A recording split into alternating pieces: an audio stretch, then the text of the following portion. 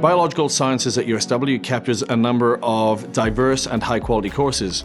The staff that run these courses are research active, very knowledgeable, and highly experienced in their respective fields. Biology is a fundamental science that explores life, so the origins of life, how it changes, how it adapts. So we look at everything from tiny cellular organisms and disease, all the way up to big endangered wildlife and how populations and ecologies work together. Biomedical science aims to prepare the scientists for tomorrow.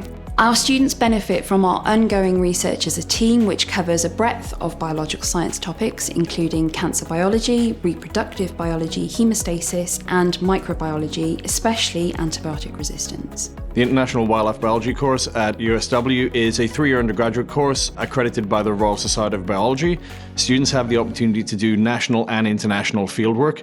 For example, in the first year, there's a 4-week residential field trip to South Africa. In the second year, there's an optional residential field trip to Mexico for tropical ecology. We're really lucky to be placed in South Wales because we have a beautiful laboratory right outside our door. Our students work in the Brecon Beacons, they work in the Gower, they go out to Pembrokeshire. We have loads of wonderful places for field work. I chose USW because it had really amazing facilities. The science facility here at the University of South Wales is mind-blowing. Equipment in the lab is outstanding. Our Upper Glentoft campus has a number of well-equipped modern laboratory spaces.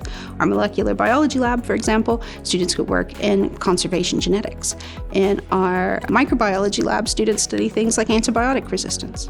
We have relatively small cohorts compared to much larger universities, but that means that students get a lot more one-on-one time. We get to know each other, and that means we can really support individual students in being their best selves.